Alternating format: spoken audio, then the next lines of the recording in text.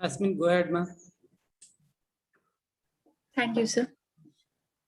To all the respected dignitaries, faculty members, and all the participants from various institutions, and the dear students, I, V. Yasmin from second year EC Department, Gates Institute of Technology, Guppy. First of all, an exuberant and an exquisite morning to everyone.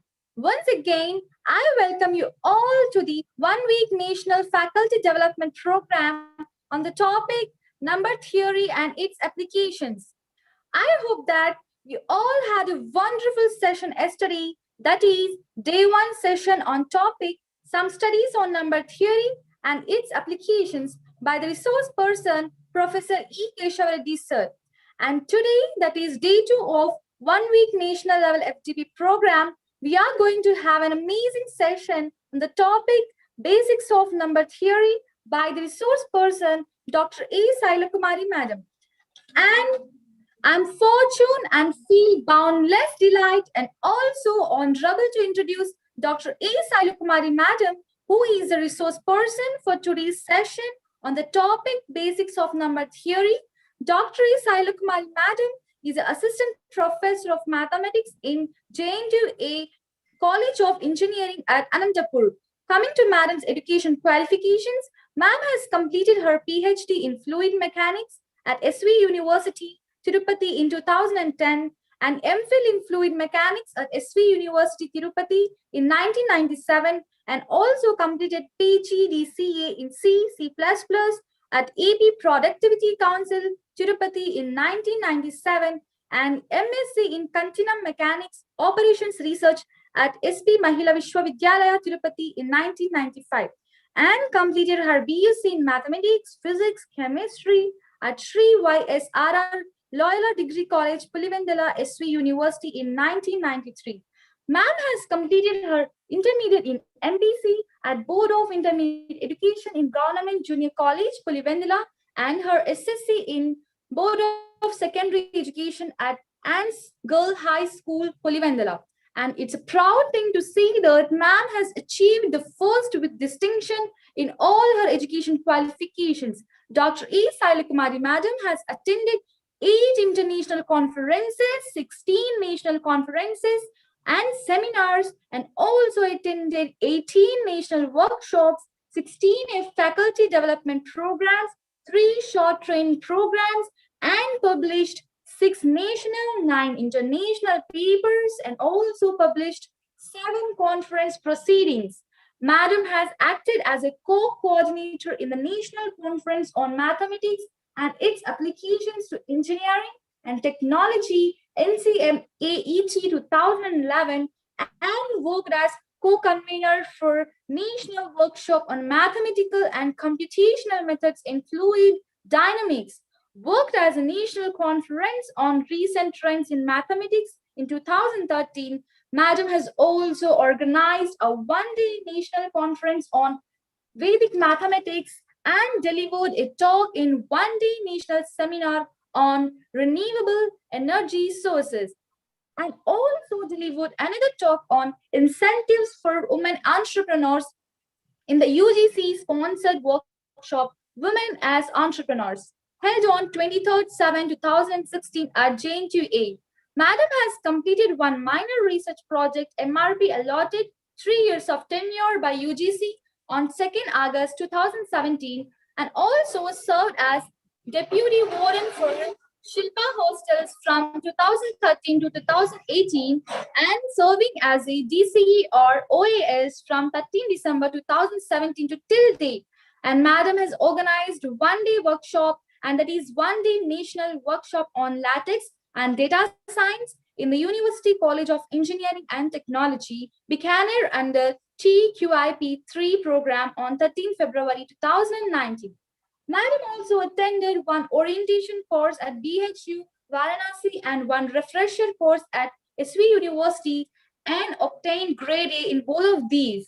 Ma'am, your achievements, experiences, researches, positions, conferences, qualifications, teachings, mentorings, papers, workshops, and many more whatnot. Everything made us so inspirational, and that makes us all so privileged to have the honorable resource person, Dr. A.Saila ma'am, to this one-day FDP program. Ma'am, indeed, it's my immense pleasure to take this privilege in welcoming you. I welcome you, ma'am, and the session is all yours. Okay, thank you, Yasmin, for your nice introduction. Thank you so much. Am I audible? Audible, madam. Yes. Can I start now? Yes, madam. Okay, madam. So, respected management director, correspondent madam, principal, academicians, and my dear participants, a warm good morning to one and all. It is my pleasure to meet you all on this platform of 5 days, not weekdays, faculty development program on number theory and its applications. So, convener Haripriya madam asked me to take lecture on unit 1 of number theory and applications. So, I choose the name as basics in number theory. Why? Because unit 1 contains totally basics on integers actually, and number theory, which starts in our life from our birth, and it measures our life in age, is just a number, but number is a queen, right? So number theory is the study of not only numbers, but we can study our life with numbers, right? Now we will start the session now. I am going to share my screen.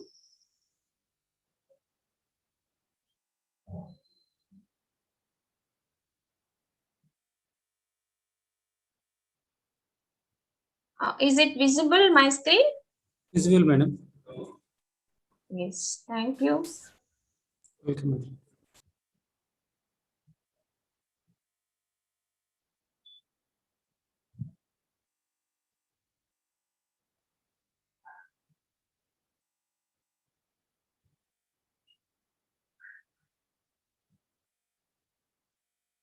See, in number theory, this our first unit contains mainly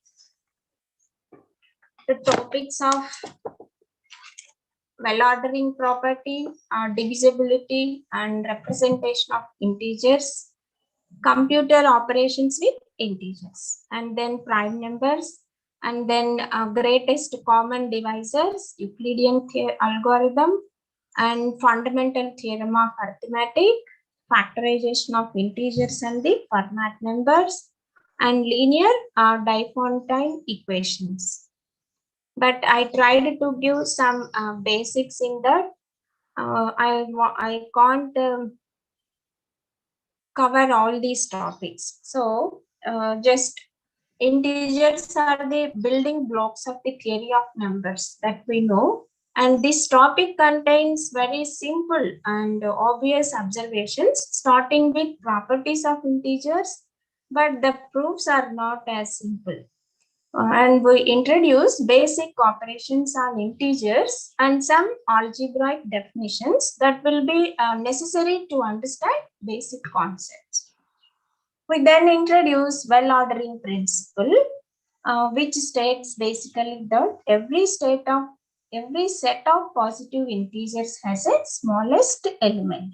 Every set of positive integers has a smallest element. That is nothing but well ordering principle. Again, we will state that principle. Next, proof by induction is also presented as an efficient method for proving several theorems throughout this topic. And see, what are the basic operations generally? Here we consider the set of all integers consisting of all positive and negative integers as well as 0. So the set Z is given by like this. Set is like this, -4, -3, -2, and so on. While the set of all positive integers defined by n, only positive integers is defined by capital N, and these are defined as 1, 2, 3, 4, and so on. See, on Z in the set of all integers, there are two basic binary operations, namely addition and multiplication, that satisfy some basic properties from which every other property for Z emerges. See, we know that the basic properties already, that are closure property and associative property and commutative property, like this. See, this is the commutative property. A plus B equals to B plus A. And A into B equals to B into A. Here we are taking two binary operations, that are addition and multiplication. So we are giving two properties here. And associative property for addition and multiplication is like this. A plus B plus C equals to A plus B plus C. Similarly, A into B into C is equals to A into B into C. Now the distributive property of multiplication over addition is like this. A into B plus C equals to A into B plus A into C. And in the set, there are identity elements for the two operations, addition and multiplication.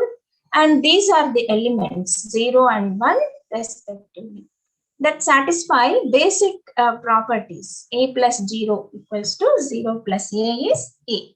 Here 0 is the identity element under addition. And A into 1 equals to 1 into A equals to A for every A belongs to Z. Here 1 is multiplicative identity.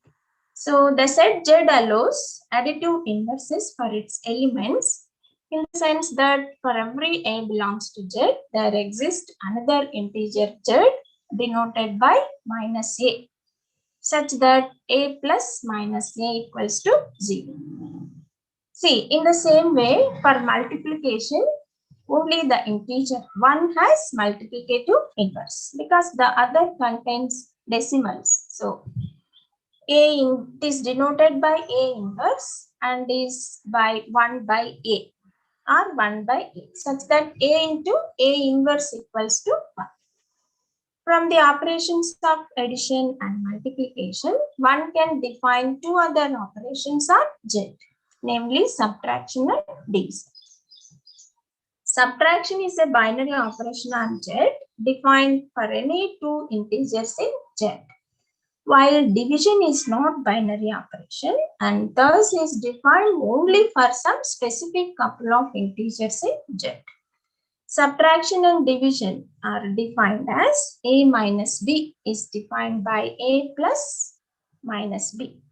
That is, A minus B equals to A plus minus B for every A belongs to Z. And A divides B is defined by the integer C if and only if A equals to B into C. See, all these basic operations we come across in our lower classes. Now, we will state some important properties of integers, that is well ordering principle. See, every non-empty set of positive integers has a least element, or we can say that a least element exists in any non-empty set of positive integers. See, actually this principle is taken as an axiom on integers, and this is the key to proving many theorems. So we need to remember this statement, well-ordering principle. See, every non-empty set of positive integers has least element. That we have to remember this axiom. Next, pigeonhole principle. This is also key point. If S objects are placed in K boxes for S greater than K, then at least one box contains more than one object.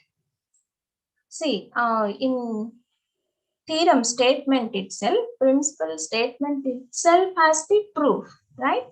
If you apply for numbers, then you can convert into the proof. See, if S objects are placed in K boxes for S greater than K, suppose S is 7 and K is 6, then it is obviously 7 is greater than 6. And you put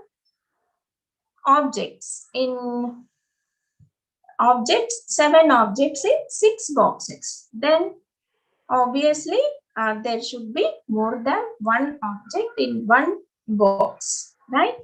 So that is the just explanation. So when you are coming to the proof, you will take by proof we will take the contradiction. Suppose that none of the boxes contains more than one object, then there are at most K objects. This leads to contradiction with the fact that there are S objects for S greater than K.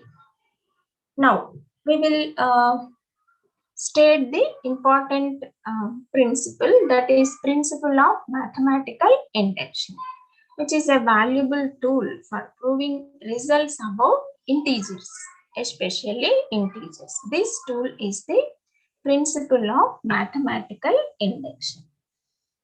This also we crossed in our lower classes, but here we need this one. This is basic principle of mathematical induction.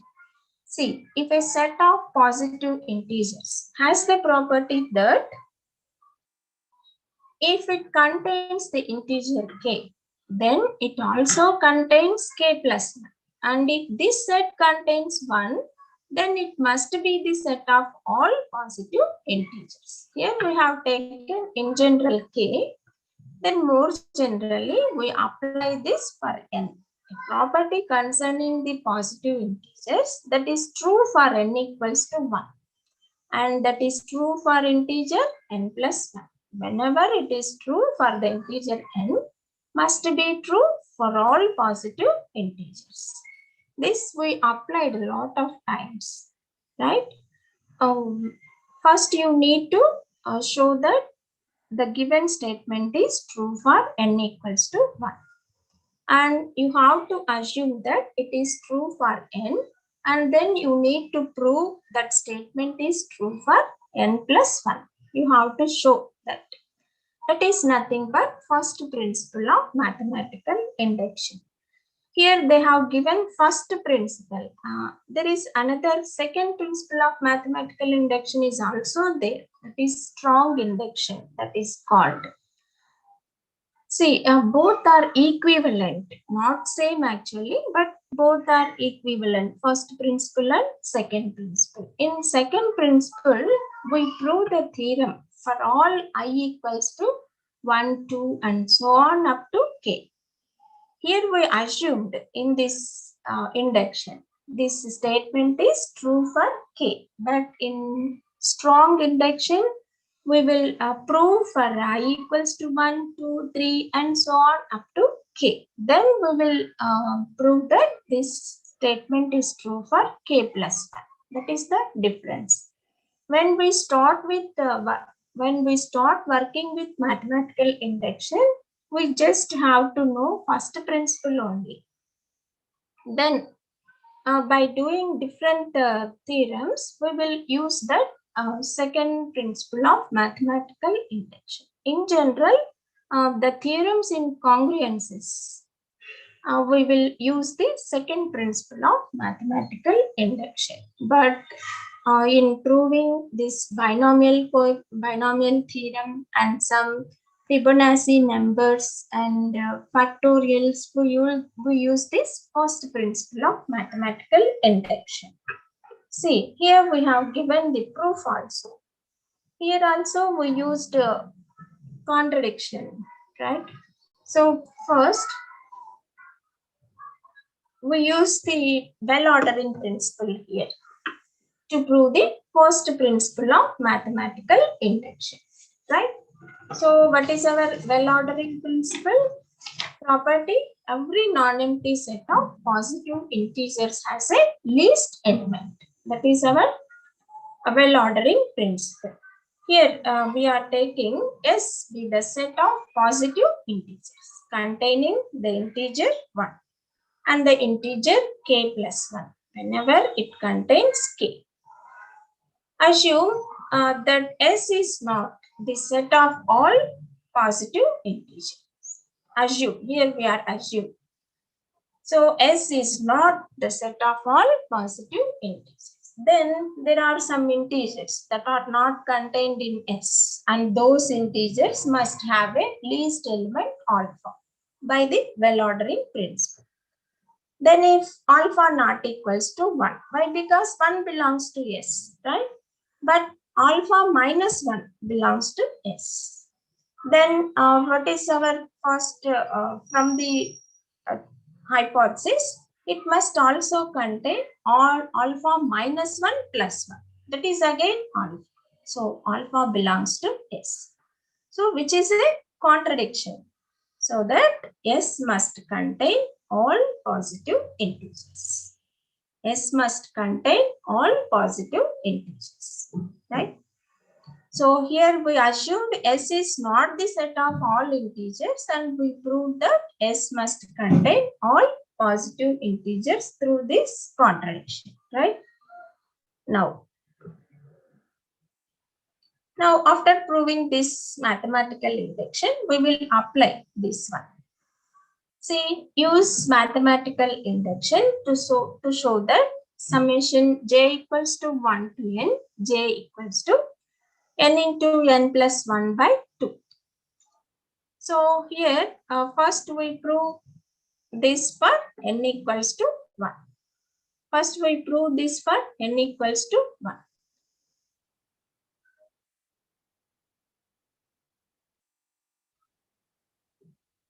See, according to the mathematical induction, we need to prove this by assuming n equals to 1. This given statement is true. So the formula holds for n equals to 1. Now we assume that the formula holds for n. See, here for n equals to 1, we substituted n equals to 1 into 2 by 2, which is again 1 only. So is true for n equals to 1. And thus that statement is true for n equals to 1. And now we assume that the formula is true for n. So it is true for n. We have taken the hypothesis directly. J equals to 1 to n, j equals to n into n plus 1 by 2. Now we need to show that j equals to 1 to n plus 1, j equals to substitute in place of n plus 1, n plus 2 by 2. To complete the proof by induction, now let us take this one. Summation j equals to 1 to n plus 1, j is, we are writing first up to n. So j equals to 1 to n, j plus the remaining term, n plus 1. Okay, so that equals to summation j equals to 1 to n, j is n into n plus 1 by 2, because it is true for n, plus n plus 1 as it is. Now by taking LCM and simplification, we will get n plus 1 into n plus 2 by 2. So which is the required result. What it means, it is true for n equals to n plus 1. Right? So here you need to simplify like this, n into n plus 1 plus 2 into n plus 1. So taking n plus 1 common, it is n plus 1 into n plus 2 by 2. It's a simple calculation. Next.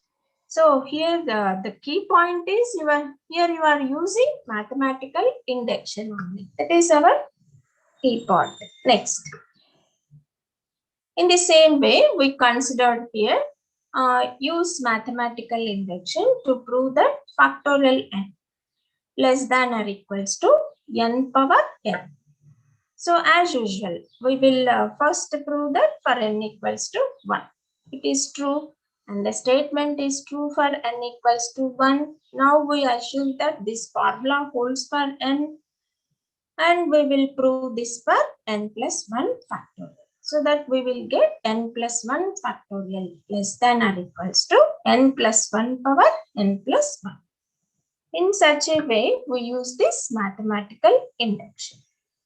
Next, one more theorem. Here it is. This is the sum of these terms. A plus AR plus AR square plus and so on. A or N. What is this series? Is in the geometric progression that we know, right? So, what is the theorem here? If A and R are real numbers and R equals to 1, then summation J equals to 0 to N, A R power J is. Now, by expanding this, it is A plus AR plus and so on, A R power N. That equals to A into R power N plus 1 minus A by R minus 1. To prove this theorem also, we use this mathematical induction only. Let it be 1 to prove this. Now, first we show that this equation 1 holds for n equals to 1.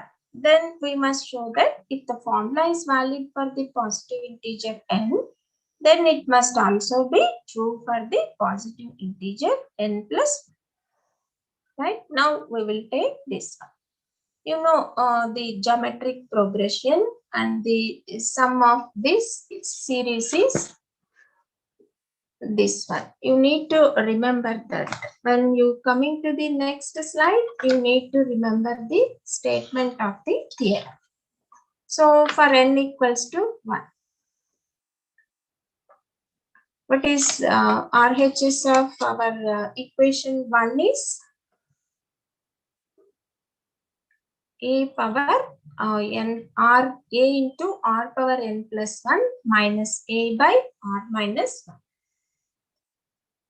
So for n equals to 1, we simplified that A R square minus A by R minus 1, taking A common, and by writing R square minus 1 as R minus 1 into R plus 1 divided by R minus 1, which gives us A into R plus 1, that is A R plus R.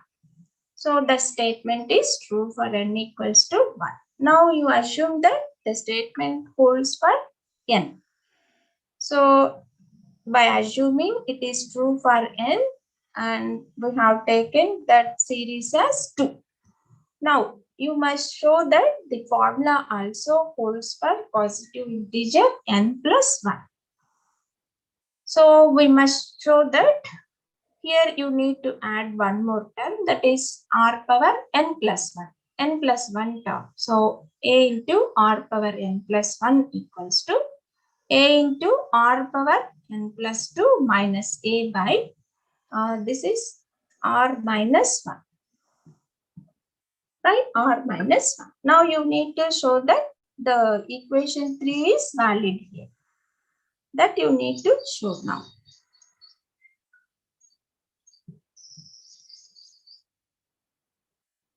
So now we add A into R plus R power n plus 1 on both sides of the equation 2. We have taken, just we add this term on both sides. Now taking this term and simplifying this, see this one, right? A R power n plus 1 minus A by R minus 1 plus A into R power n plus 1. Here we are taking R minus 1 as, no, here we, see, Here we are multiplying with r minus 1 and divide with r minus 1, this term. Then taking r minus 1 as LCM and expanding these terms, especially this term, a r power n plus 1, this r power 1, which gives us a r power n plus 2 minus a r power n plus 1. So opposite terms are cancelled. You will get a r power n plus 2 minus a divided by r minus 1. So we got the result, which is the required result. And what we can say, 1 holds for all integers. It is true for positive integer n plus 1. Right? So here we used mathematical induction. So here we mentioned about the principle of mathematical induction. Second principle, that is strong form of the mathematical induction, is also there. And this principle of mathematical induction provides a method for defining the values of functions and positive integers. Right? Now, the function f is defined recursively if the value of f at 1 is specified, and if a rule is provided for determining f of n plus 1 from f of n plus 1 from f of n. This definition we will use in factorial theorem actually, but here that is not considered. Now we are going to binomial coefficients. Here we are giving the definition for binomial coefficient. Let m and k be non-negative integers with k less than or equals to m. The binomial coefficient mck is defined by mck equals to factorial m by factorial k into n minus k factorial. Right? Now some properties. Here we are taking in terms of results. We can prove this. Proof is also very simple for NC0 and NCM, just using this definition. So let n and k be non-negative integers with k less than or equals to n. Then NC0 equals to NCN equals to 1. This is first coefficient and this is the last coefficient. See, NC0, what we can write this as factorial n by factorial 0 into n minus 0 factorial, which gives us factorial n by n factorial is 1. Similarly, NCN we can write factorial n by factorial n into n minus 1 factorial is again 1. Here 0 factorial is 1. So it can be proved. Now NCK is factorial n by factorial k into n minus k factorial. So NCK is equals to NCN minus k. Right?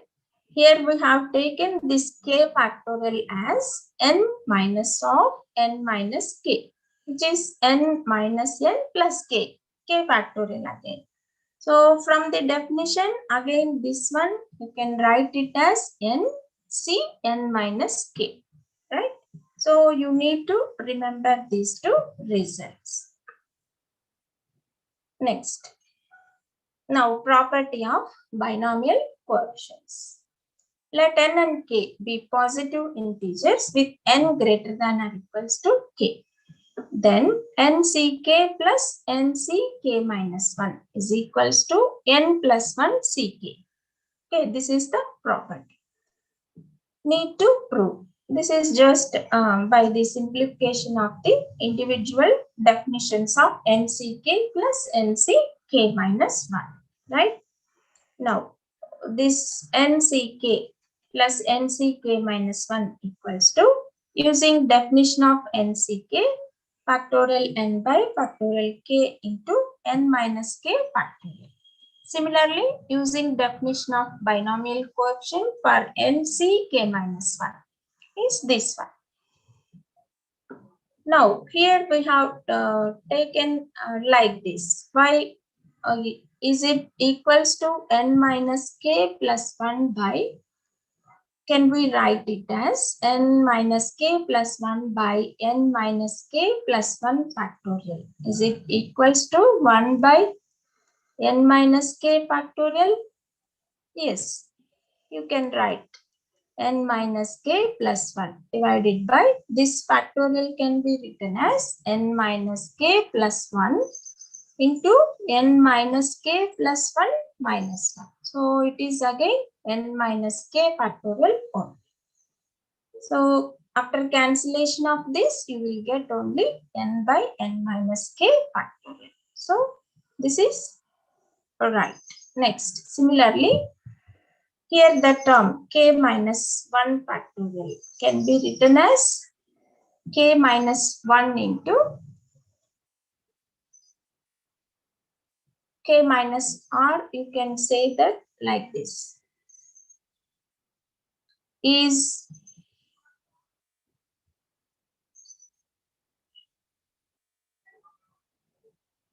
factorial n can be written as factorial not this one. You need to say here, this is okay, then is n plus 1 factorial by k factorial is equals to n factorial by k factorial. Is it right? Can we write like this?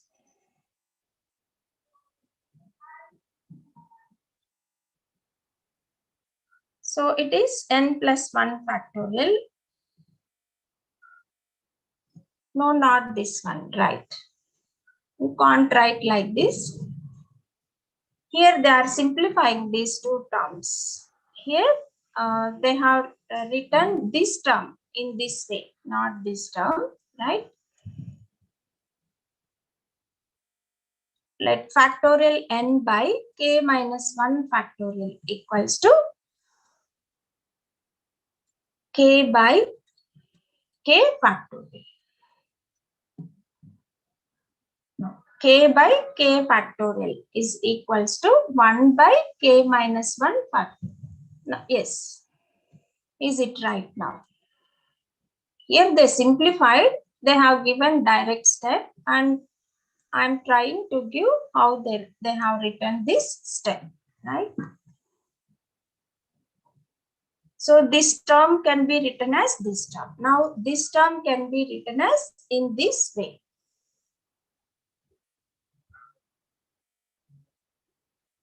So k by k factorial is equals to 1 by k minus 1 factorial. This is obvious. What is k factorial here? K into k minus 1 factorial. So after getting cancellation of k, it is equals to 1 by k minus 1 factorial, right? So this term can be written as in this way, and this term can be written as in this way. Now adding these two by taking factorial n common, it gives us n minus k plus 1 plus k. That is n plus 1. Denominator term is same. Now it is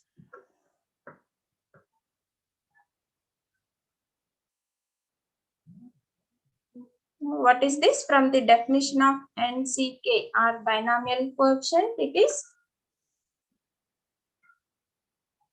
is n plus 1 CK. Okay, so this is the property of binomial coefficient that we need to remember. NCK plus NCK minus 1 is equals to n plus 1 CK. Now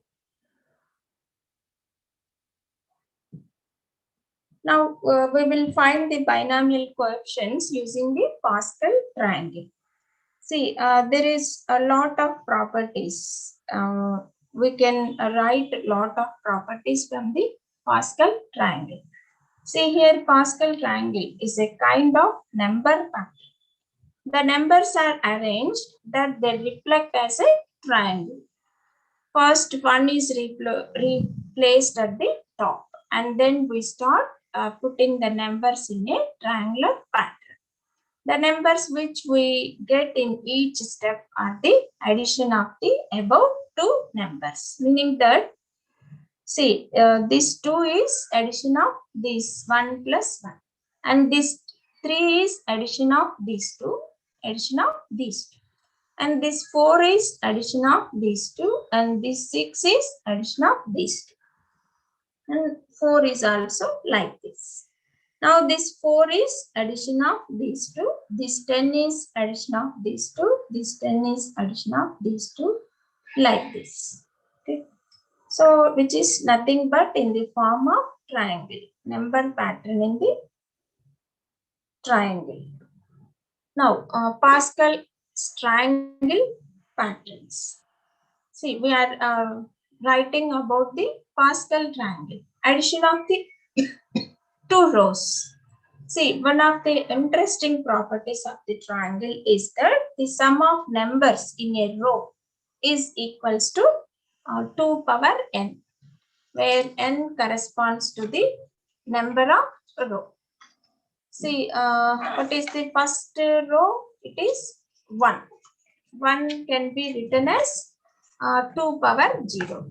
That we are expressing in terms of 2 power n. See, what is our Pascal triangle? We have taken 1, 1, next 1, 2, 1, next 1, 3, 3 in between 1. Next 1, 4, 6, 4, 1, like this. This is the number pattern. Okay, so first row is 1, that is 2 power 0. Second row is 1 plus 1, that is 2, 2 power 1. Third row is 4, that is 2 square, like this. Okay. You can write each row in terms of 2 power n, where n corresponds to the number of row. So this is first row, second row, third row, fourth row, like this. Okay. This is our observation from the Pascal triangle. Next, what about prime numbers in the triangle? Another pattern visible in the triangle leads with the prime numbers. If a row starts with a prime number or is a prime numbered row, all the numbers that are in that row, not including the ones, are divisible by that prime. If you look at the fifth row, look at the fifth row, that is 1, 5, 4 plus 6, 10, 6 plus 4, 10, 4 plus 1, 5, and 1 is there. This is the fifth row. You left this row. Rows can be counted from 0, 1, 2, 3, 4, 5. This row. And 5 is the prime number, prime numbered row. If you look at this row, we can see that these numbers 1, 5, 10, 10, 5 can be divisible by 5, right? However, composite numbered row such as fourth row, you take fourth row. Here they have taken eighth row. Eighth row has these numbers. Here see this 28 and this 70 are not divisible by 8. So that we termed it as prime numbers in the triangle. Okay. Another pattern what is visible in the triangle deals with the prime numbers. If a row starts with a prime number or is a prime numbered row, all the numbers that are in the row are divisible by the prime. For example, we have taken here row 5, that is prime numbered row, and 8 is composite numbered row. We have seen the difference there, composite numbered row and prime numbered row. Now, one more property is there, Fibonacci sequence in the triangle. See, by adding the numbers in the diagonals of the Pascal triangle, the Fibonacci sequence can be obtained like this. Okay, see, we are drawing here diagonal lines. 1, Next 1. Next 1 plus 1 is 2, like that. 2 plus 1 is 3. Next 1 plus 3 plus 1, right? 5, like that. This is nothing but Fibonacci series. First two elements are same and the next element is addition of previous elements. So addition of previous elements, addition of previous two elements, addition of previous two elements. So which gives us, which is known as Fibonacci series, that we can observe from the Pascal triangle by adding the diagonal elements, which can be shown as diagonal lines. Right? Now after knowing the definition of binomial coefficient and knowing the Pascal triangle, next we want to know where is the binomial coefficients in Pascal triangle. See, in the Pascal triangle, the binomial coefficient NCK is the k plus 1th number in the n plus 1th row, where n always greater than or equals to k. Binomial coefficients occur in the expansions of powers of sums. Exactly how they occur is described by the binomial theorem. So our next theorem is binomial theorem. See here what they are giving. They are saying that binomial coefficients are NCK, which is binomial coefficient, is the k plus 1th number in the n plus 1th row. In such a way, you can find the related binomial coefficient. Again, we are drawing this 1, 2, 1,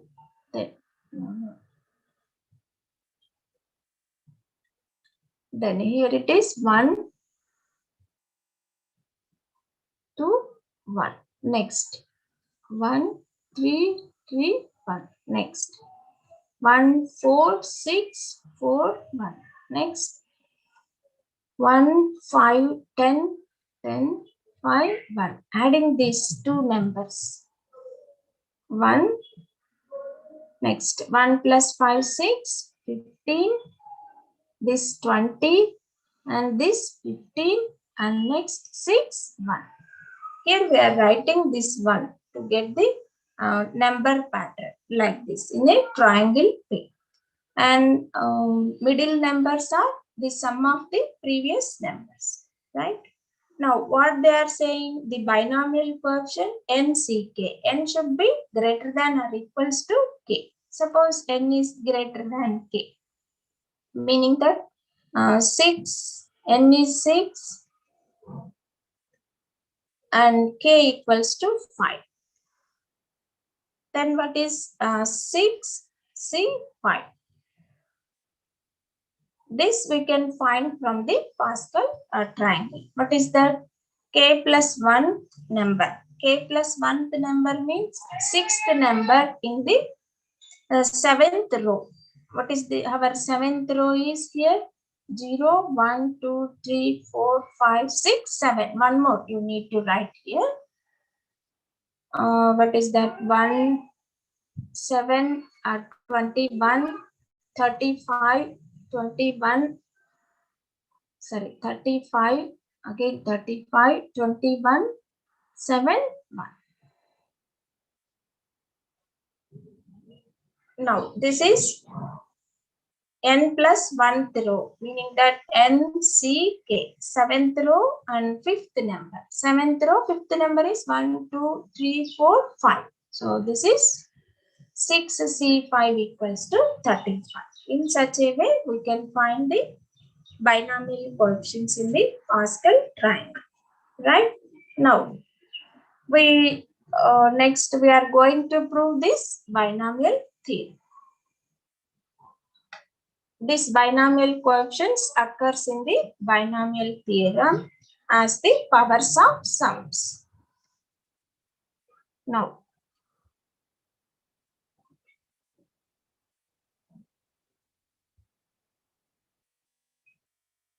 this is the binomial theorem statement.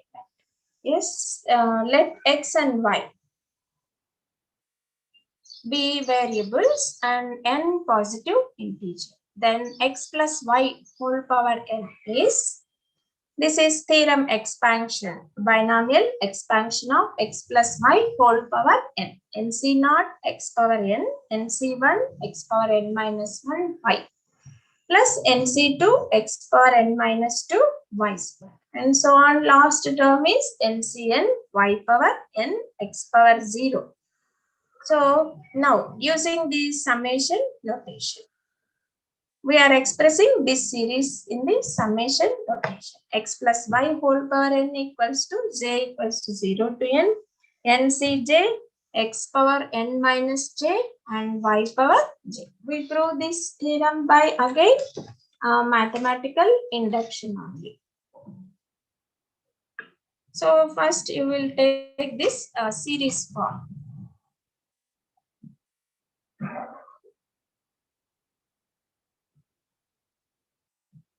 Now, as per the statement of mathematical induction, we will apply on the series form. What is that series form? You need to remember that series form. What is that? X plus y whole power n equals to summation j equals to 0 to n ncj x power n minus j y power j.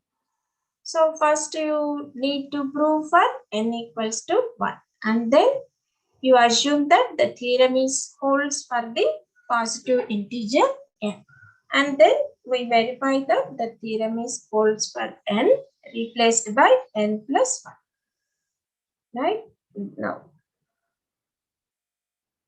Now we need to assume this is true for n, and we are going to prove it for n plus 1.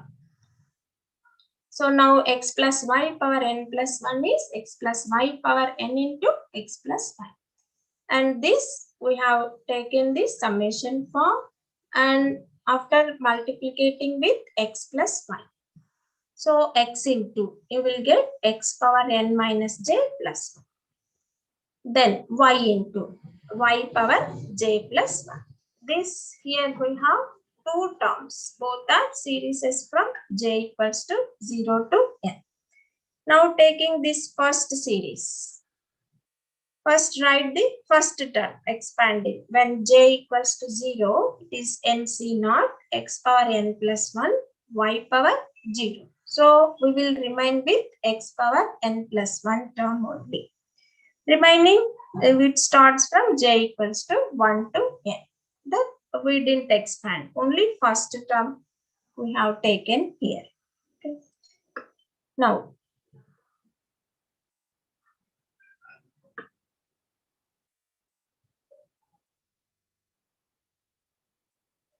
taking the second series, that is second one, summation j equals to 0 to n, ncj x power n minus j y power j plus 1.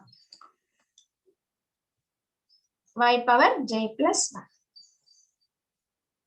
So here we have write the term when j equals to n minus 1. First we are writing the term. See here j equals to 0 to n, we are transforming it to j equals to 0 to n minus 1. So you need to write nth term first.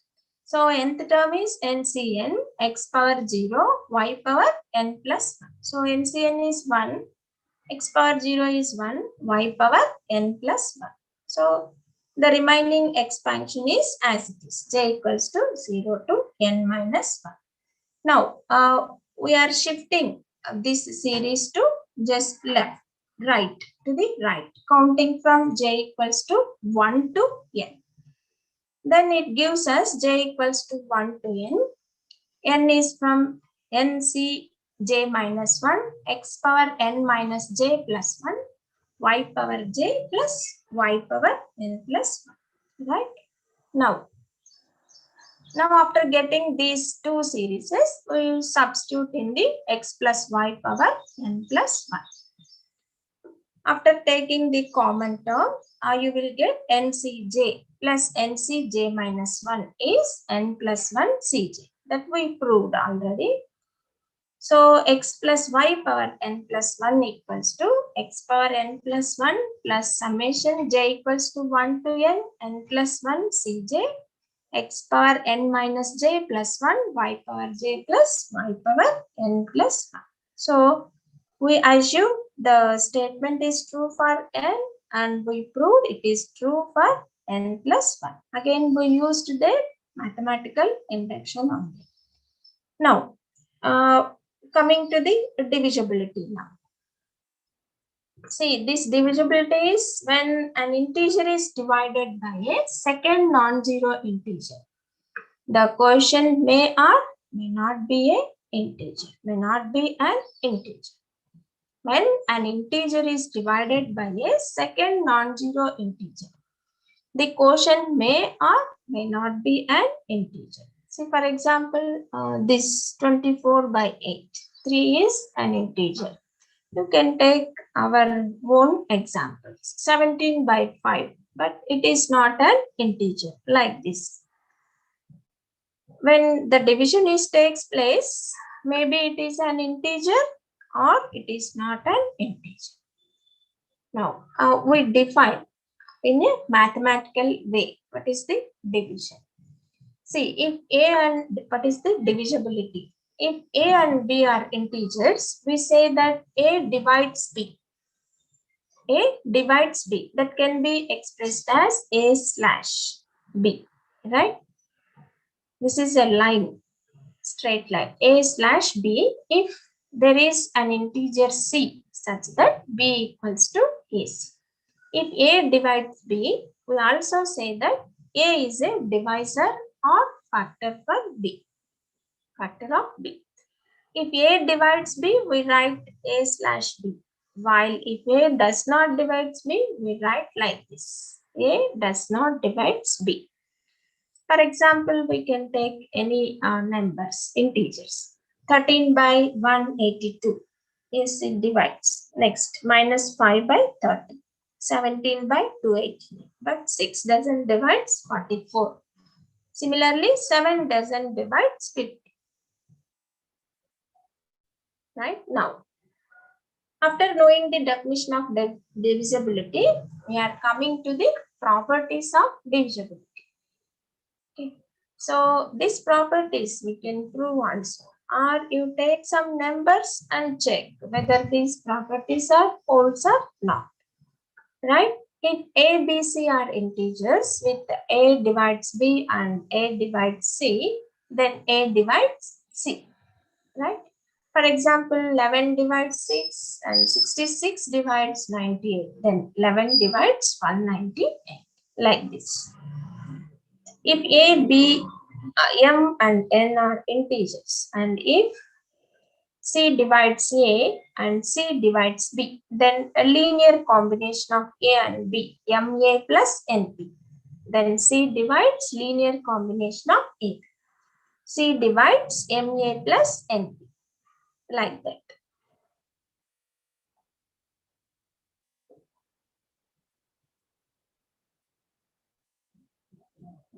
Now, one more definition, that is largest integer. Okay. If x be a real number, then the greatest integer in x denoted by square brackets x is the largest integer less than or equals to x. Okay. See, for example, if you take 2.2, it's not an integer. Then integer part is here only 2. So we have taken 2 is the largest integer, which is less than or equals to x, right? Now, this square brackets of 3 is equals to 3. Integer part is 3 only. Here, minus 1.5. Then integer part is here less than x, means minus 2 here. Minus 2, right? So, what we can say, if x is a real number, this largest integer is between x minus 1 and x. Not in between, we can say x minus 1 less than largest integer less than or equals to x. So you need to remember this definition about a largest integer. Next, after this, after knowing the definition of divisibility and the properties of divisibility and the largest integer, you need to go for a division algorithm, right? Division algorithm. See, if A and B are integers such that B greater than 0, then there are unique integers Q and R such that A equals to BQ plus R with 0 less than or equals to R less than B. Here Q is quotient and R is remainder. So this is division algorithm. See here A and B are integers, especially these are integers such that B greater than 0, then there are unique integers Q and R such that A equals to BQ plus R, where Q is the quotient and R is the remainder. If you take, for example, A equals to 133, B is 21. Then Q equals to 6, R equals to 7. How it is 21 into 6? How much it is? 6, 12, 126 plus 7 is 33. Here this 6 is called quotient and this 7 is called remainder. This is ordinary division, but here we are arranging this in terms of A equals to BQ plus R, where the meaning of Q is quotient and R is remainder. And here A and B are strictly integers. Then our division algorithm is like this. Okay, A equals to BQ plus R and R is like this. 0 less than or equals to R less than B. Now, to prove this division algorithm, you have to take Q equals to, this is largest integer part only, right? A by B. And R is A minus B into A by B. In such a way, we are taking to get A equals to BQ plus R. If you choose Q and R like this, then it is A equals to BQ plus R. So according to this condition, meaning that according to the definition of largest integer, this A by B minus 1 is less than A by B less than or equals to A by B. Then after doing this simplifications, multiply with minus 1. First, here we are taking B as LCM. A minus B less than, here that B will comes here, B into A by B less than or equals to A. B will get cancelled here. Then multiply with minus 1 and reversing the inequality. You will get this one. Adding A, you will get this one. What is that? 0 less than or equals to R equals to R is what? We assume that A minus B into A by B, which is less than B. Okay. Now, from this, what we can say? The quotient Q and see, up to here we proved. What is that we proved? This is a largest integer. Why? Because it satisfies the largest integer condition. What is that? This one. 0 less than or equals to A minus B into A by B less than B. What it means? 0 less than or equals to R less than B. Right? That we proved. Now we have to show that the quotient Q and the remainder R are unique. These two are unique. For every time to prove the uniqueness, we will take another integers here. Assume we have A equals to BQ1 plus R1. Similarly, A equals to BQ2 plus R2. And subtracting, you will get this one. R2 minus R1 equals to B into Q1 minus Q2. From this relation, we can say that B divides R2 minus R. R2 minus R1. And which says that B can divide R2 minus R1. If and only if R2 minus R1 is 0. If R1 equals to R2. So since R1 not equals to R2 from this. So which is the contradiction? Since BQ1 plus R1 equals to BQ2 plus R2 and R1 equals to R2. So that we can say that Q1 is also equals to Q2, which shows that Q1 are unique. Q1 are unique. So in such a way, we can prove this division algorithm. Now, representation of integers. See, to represent the integers, we have so many methods, right? Generally, the decimal notation is used to represent integers. Using the decimal notation in daily life is simple. Simple because we have 10 fingers. Yes, which facilitates all the mathematical operations. So in general, we use decimal notation. Say, for example, what is the decimal notation of this one is 3, 4, 7, 6, 5. So this is the place of 2 power 0, right? This is, 10 power 0. This is the place of 10 power 1, 10 power 2, 10 power 3. This is 10 power 4. So we can express 3 into 10 power 4, 4 into 10 power 3, 7 into 10 power 2, 6 into 10 power 1, 5 into 10 power 0. Adding all these, we will get the same thing. This is the decimal notation. We will express in terms of decimal notation. Now, we will show how to convert an integer from decimal notation into any other positive base integer notation and vice versa, right? Now, before going to conversion, we need to prove one theorem. That is, let b be positive integer with b greater than 1. Then every positive integer can return uniquely in this form. What is that form? N can be expressed in this form. What is N here? N is a positive integer. What is B here? B is greater than 1. And where AJ is an integer lies between 0 and B minus J. Where J equals to 0, 1, 2 and so on K. And the initial coefficient AK not equals to 0. Right? See, if B be positive integer with B greater than 1, then every positive integer N can be uniquely expressed in this form. Now you need to prove this one by using the division algorithm. After that, you can prove uniqueness also. Okay.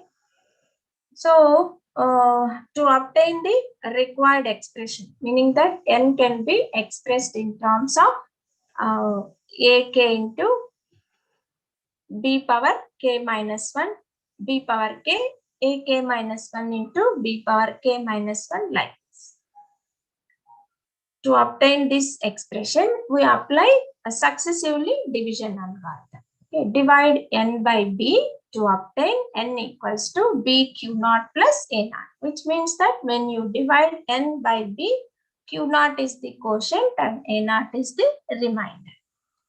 Then divide this Q naught by B. Then it is Q naught equals to B Q1 plus A. Now repeat this process. Okay, Q1, Q2 and so on last terms that are Qk minus 2, Qk minus 1. At last the quotient is 0 here and this is the remainder.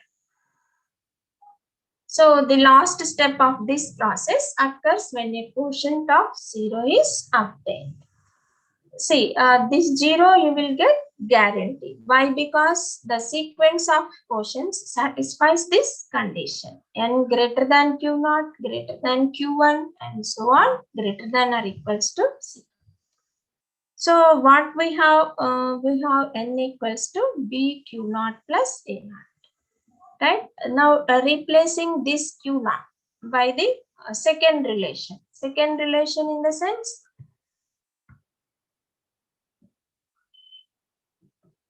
second relation is here we have this one. Okay, you substitute Q0 here. Then you substitute Q1 with this. Then you substitute Q2 with this. Like this, you substitute successively Q0, Q1, and so on. Then you will get n equals to this last term after substituting all case. N equals to b power k minus 1, q k minus 2 plus a k minus 2, b k minus 2, and so on. This is actually last term. Okay. So, which is the required expansion? We have written this from left to right, right? It's the required expansion. Next. Now you need to prove uniqueness, right? We need to prove the expansion is unique. So you will take, there exist C k's are there, but n equals to a k b power k. In place there is another expression, that is c k b k. Okay. Now subtracting these two terms, you will get the equation like this. Now since these two expressions are different, we assume these expansions are different, there is a smallest integer j such that aj not equals to cj. So there exists bj, you can take bj common here. Common in the sense you are multiplying with bj. So that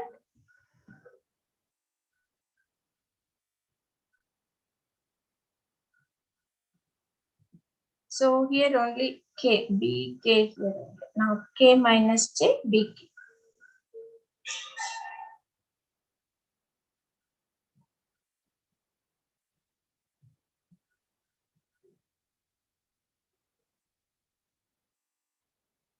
Now simplifying this with aj minus cj, you will get aj minus cj in this type of expression. Now taking b common in these terms, you will get this type of expression. aj minus cj equals to, see this one, right, k minus j only here. What is the previous?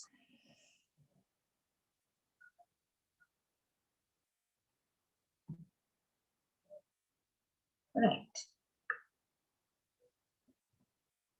So previous expression is this one, ak minus ck into bk, right? Now, this relation gives us b divides aj minus cj, right? Now, since aj lies between this one, aj satisfies this condition and cj satisfies this condition. Then from these two conditions, we can write minus b less than aj minus cj less than b, which implies b divides aj minus cj. So that implies aj equals to cj. We assume that these two are different, but we got these two are equal. So base b expansion of n is unique. Base b expansion of n is unique, right? Now we will take some example. Find the expansion of 214 base 3. 214 base 3. 214 base 3. So 214 base 3 it is. So divide with 3. 3 sevens are 3 ones are. Remainder is this one. Now divide this 71 with 3.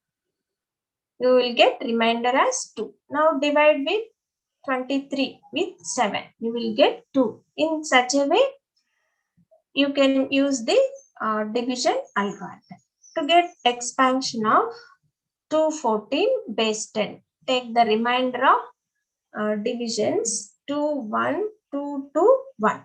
base 3. Right? This is base 3. Now, to find base 2 expansion of 1864, we use the division algorithm successively. This is base 2 expansion. Previously, we have taken base 3 expansion. So, for base 2, applying the division algorithm, you will get like this. A series of steps that are divisions here. To obtain base 2 expansion of 1684, we simply take the reminders from bottom to top, 1, 1, 1, like this. Okay. Now, we will take another example, that is convert 1999 base 10 from decimal to base 7 notation. So we are dividing with 7 and we are writing the remainder. Dividing with 7, writing the remainder. Okay. And these are the quotients using the division algorithm here. So taking the reminders from the bottom to top, it is 199 base 10 is equals to 5554 base 7. Similarly, convert this number from base 7 to decimal notation. See, again, this is the first place. Right, this is the 0th place, 1st place, 2nd place, then third one, this third place. So you have to write in decimal places 6 into, here base is 7. So 6 into 7 power 3 plus 1 into 7 power 2 plus 0 into 7 power 1 plus 5 into 7 power 0. Now calculating this, you will get this number. 2112 base 10. This is. So in such a way, we can convert the base from one base to another base. Right. One more here. See, every positive integer may be represented as the sum of distinct powers of 2. This result is obvious. Because of the previous theorem, we can express n equals to ak 2 power k, ak minus 1, 2 power k minus 1, plus and so on, a1 into 2 power 1 plus a0. Right? So, where each aj is either 0 or 1 here. So, if you take the numbers like this, you can easily grasp that every positive integer may be represented as the sum of distinct powers of 2, right? See, in the previous expansions, B is called base or radix, and base 10 notation is called decimal notation, and base 2 expansion is called binary. And base 8 is called octary, and base 16 is called hexadecimal or hex. The coefficients AJ are called digits. Binary digits are called bits in the computer terminology. See, computers use base 8 or base 16 for display purpose. In base 16, there are 16 digits, usually that are denoted by starting with 0. 0, 1, 2, 3, 4, 5, 6, 7, 8, up to 9. Then we will denote this as A, B, C, D, E, and F, where A value is 10, B 11, and so on. Now we will convert this A 3, 5, B 0, F 16. So hex to decimal, we are going to converting here. See, where A value is 10. Here base is 16. So this is the place. This is to 0th place. So that can be expressed as 16 power 0. This is 1, 2, 3, 4, 5. So A value is 10, 10 into 16 power 5 plus 3 into 16 power 4. Like this. You can expand to get the decimal notation. So base 10. Now this is conversion from hex digits to blocks of binary digits, right? See here, hex digit is 0, 16 up to 16. We have taken 0 to 1, 2, 3, 4, 5. These are. For hex digits, what are the binary digits? In computer terminology, one block is 4 digits. So we have taken in place of 0, it is 0, 0, 0.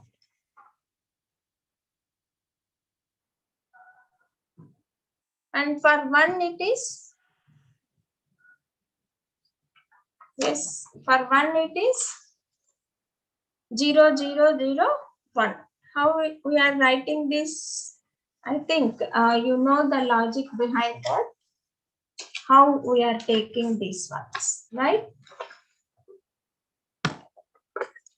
Now, how can you write these terms here? See here, 4 digits we have in binary digits. First one is 2 power 0. This is 1. This is 2. And this is 3.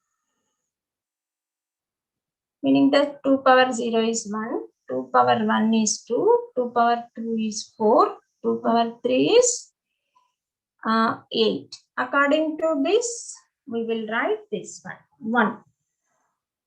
1 in the sense here 2 power 0, that is 1. So 0, 0, 0, 1 here we write.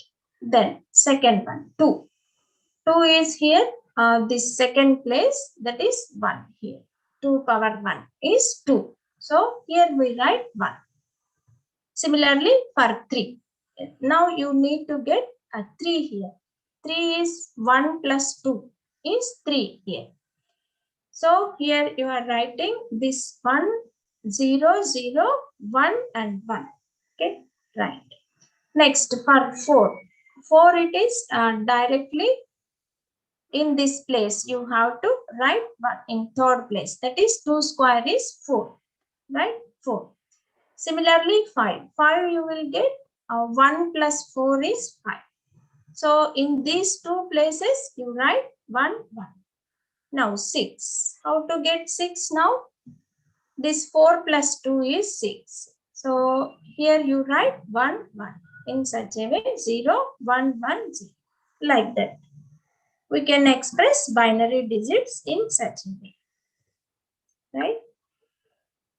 Now convert from hex to binary. 2FB3 16. See what is 2 from the table? 2 from the table is 0, 0, 1, 0. Second place, right?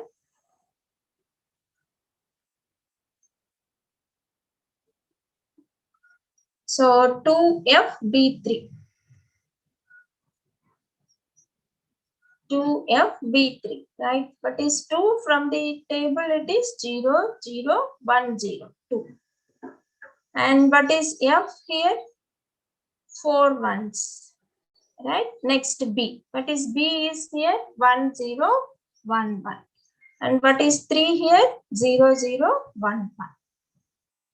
Okay, this is binary system. Base 2, right? Hex to binary. We convert the number 2FB3. And each hex digit is converted into a block of 4 binary digits. The initial zeros in the initial block corresponding to the digit 216 are omitted. Right? See, if you take this one, you are divide this number into blocks. Each block contains 4 numbers, right? This 4, this 4, this 4, and this 4. But here we omitted these zeros. Omitted these zeros, right? Then convert binary to hex. See, here we are taking the example. This one, this number. Break this into blocks of 4 starting from the right. So the blocks are this 4, 4, 4 starting from the right. We add the initial zeros, translating each blocks to hex. We obtain this as 3D E960. Please try to write on the paper and check it. Okay. Now, similarly, you check, convert this binary to decimal notation, and 1984 base 10 from a decimal to binary.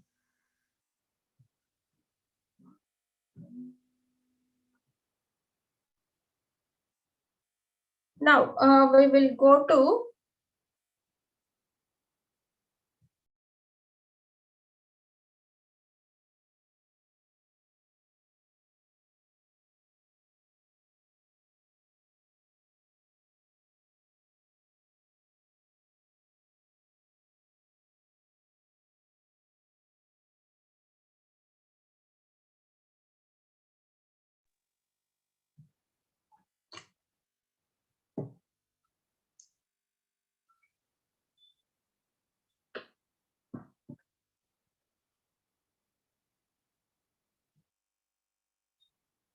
see, now we need to go to this prime numbers, right?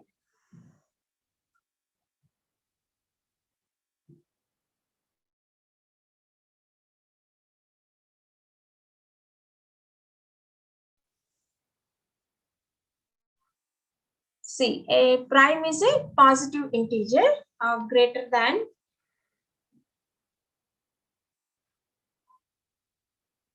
a prime is a positive integer greater than 1 that is divisible by no positive integer other than 1 and itself. That is prime number. For example, 2, 3, 5, 7, 11, 13, and so on, right? Now, one more definition here. A positive integer which is not prime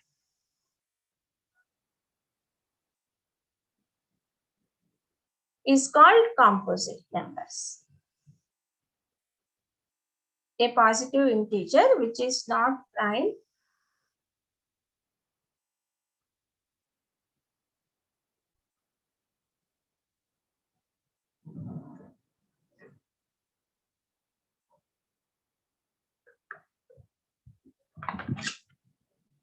say a positive integer which is not prime and which is not equals to 1 is called composite number, right? 4, 8, 33, and so on. Example. See, here one small result is there. Every positive integer greater than 1 has a prime divisor. Every positive integer greater than 1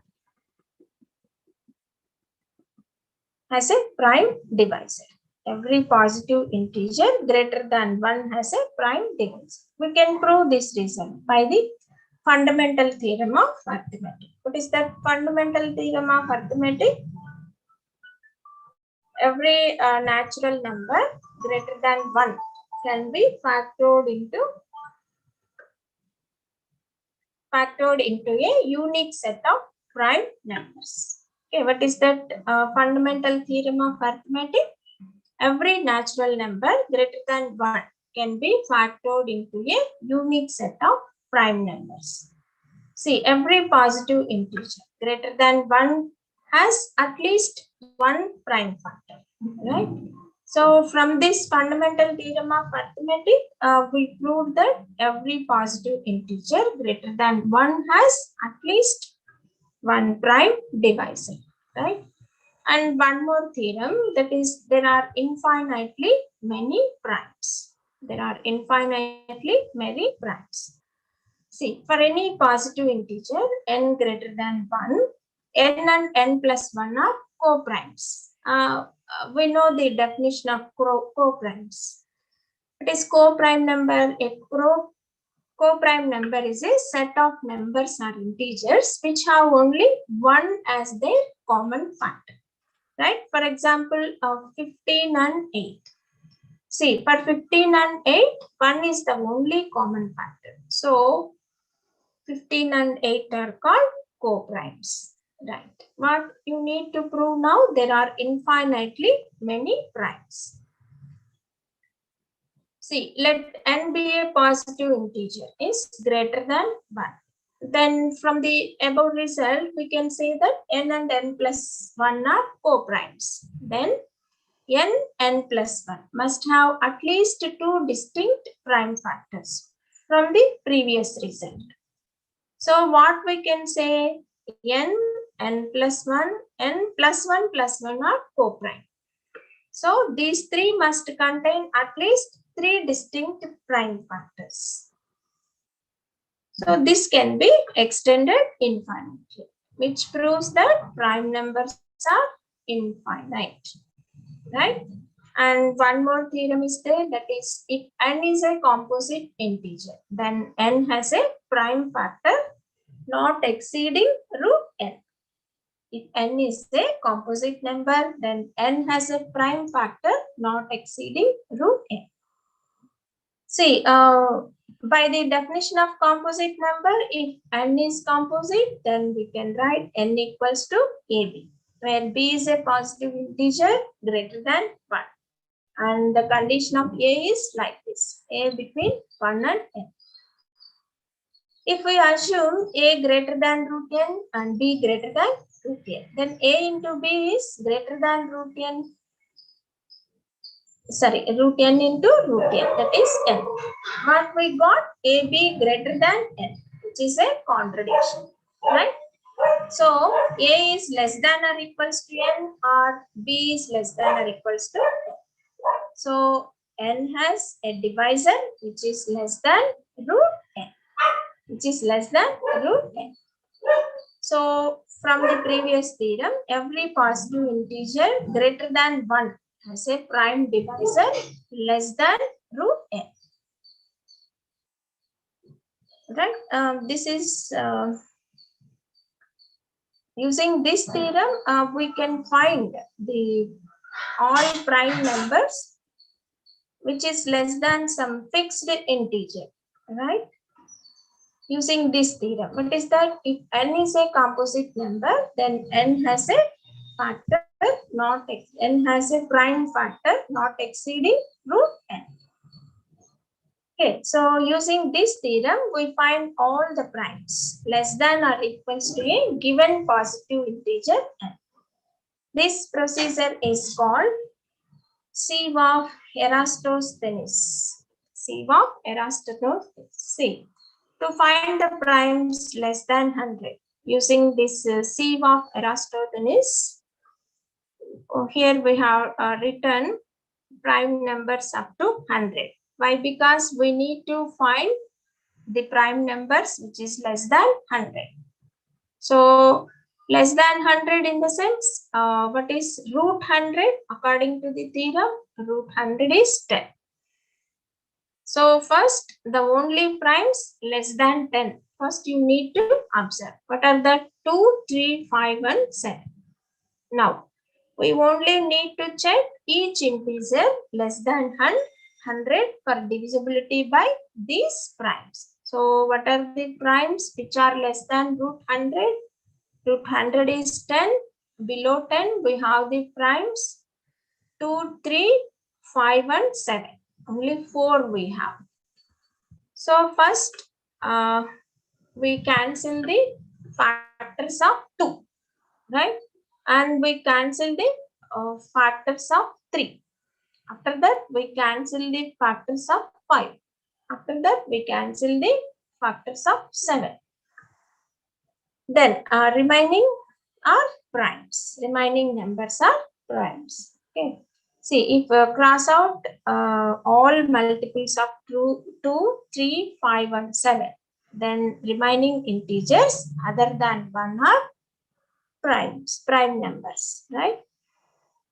Now, see, this is the scheme of Eratosthenes to find the prime numbers. Number of primes which is less than a fixed integer, which is less than or equal to a fixed integer. But here we need to check n for divisibility by all the primes. So it is not efficient. When n is too large, it is not efficient.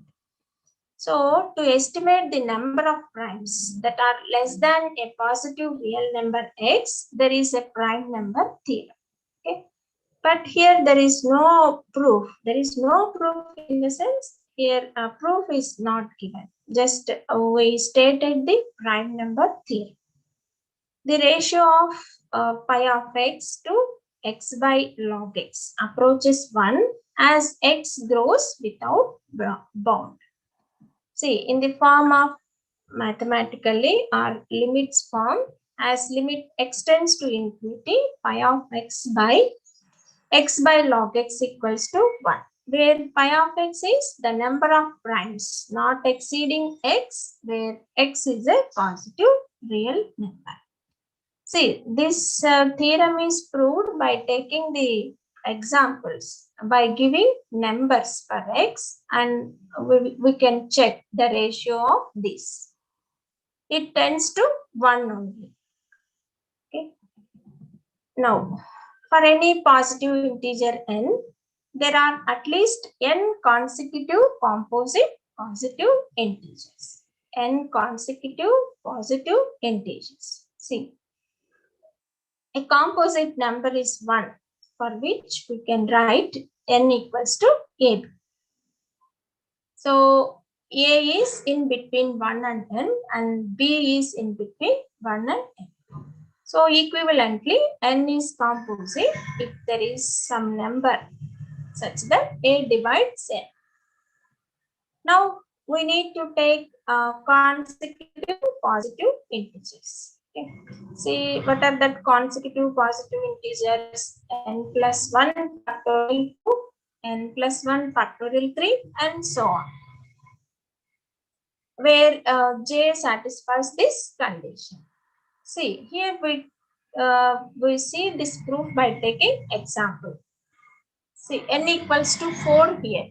Then n plus 1 factorial is 4 plus 1 factorial, that is 5 factorial, which is equals to 120. So the consecutive positive integers are, according to n equals to 4, 122, 123, 124, and 125. Right? If 122 is even, 122 is even, 123 is divisible, but it is by 3. 124 is again even, and 125 again divisible by 5. So, all these 4 consecutive positive integers are divisible by some numbers. So, all these are composite only. Okay. So, now we will turn this into the proof. This explanation we will turn into in the proof. Here we have that if j less than or equals to m, then j divides m factorial. We take some example again, if it is true or not.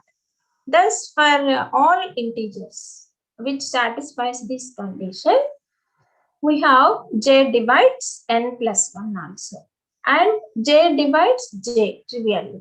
Then from the property of linear combination, j divides n plus 1 factorial plus j. So hence these n consecutive integers are all composite. So if you take n consecutive integers that are all composite numbers, right? Now, we need to know one more conjecture. Conjecture means that doesn't have proof, just they are assuming by observation. So what is that? Goldbach's conjecture. Every even positive integer greater than 2 can be written as sum of two primes. Sum of two primes. See, 10 can be written as sum of two primes, either 3 plus 7 or 5 plus 5.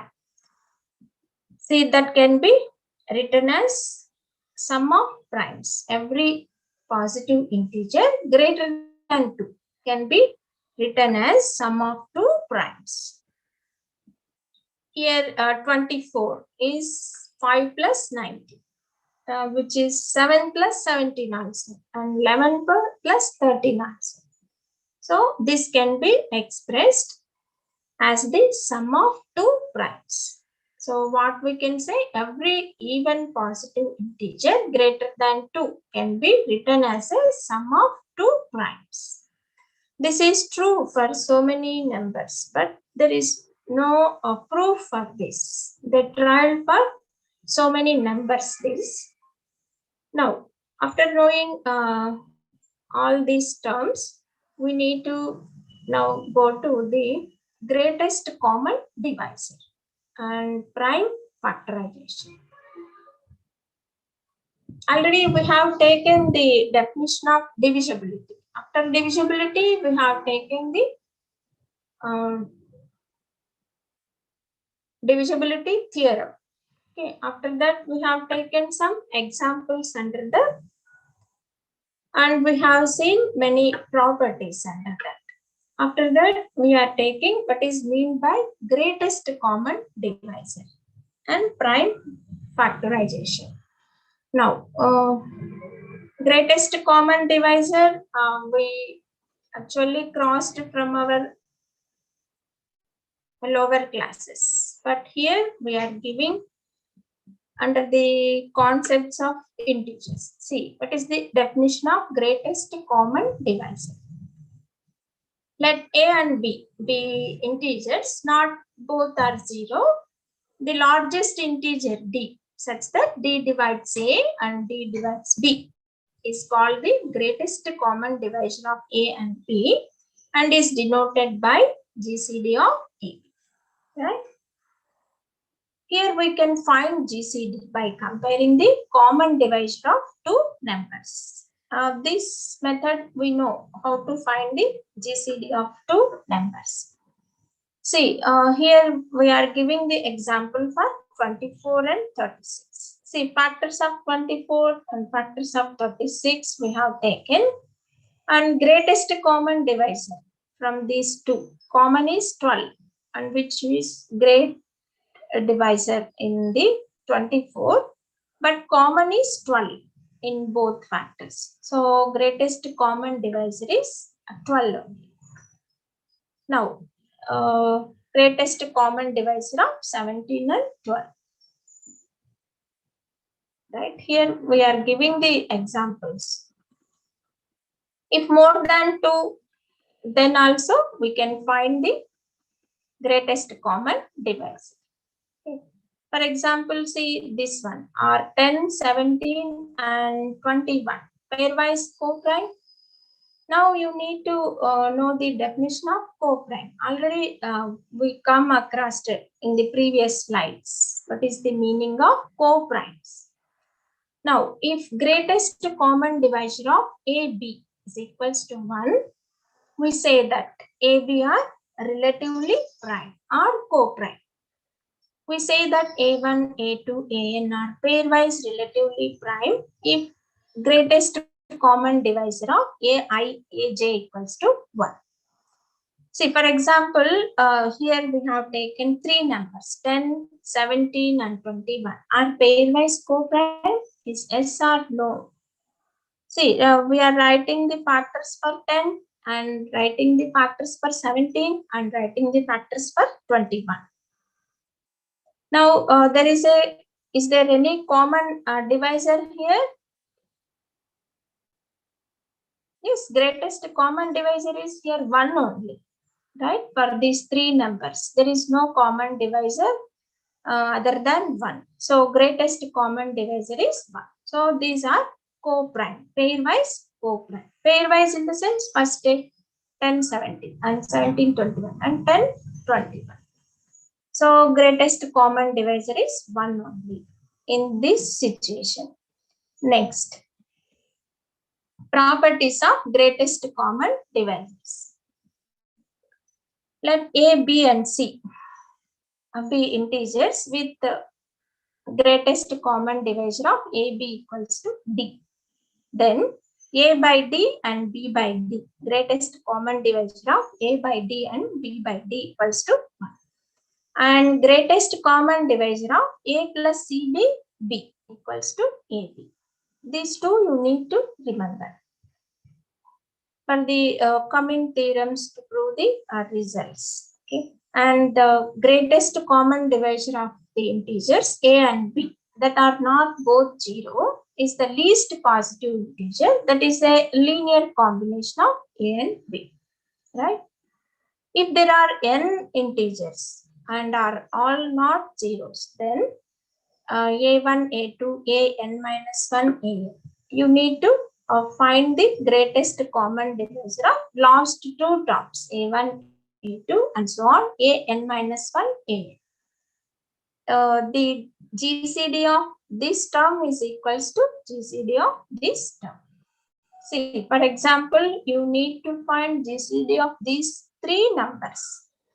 But you consider first these two and then 105 and this 70. That is equals to 35 here.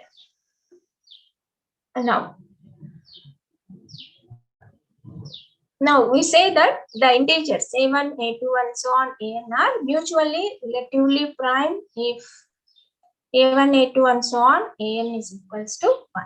These integers are called pairwise relatively prime, right? And also known as mutually relatively prime, right? Now we will give the Euclidean algorithm. Why we need this Euclidean algorithm means to find the greatest common divisor and to find the how many divisions are needed to get the greatest common divisor. For this we use again division algorithm to prove this.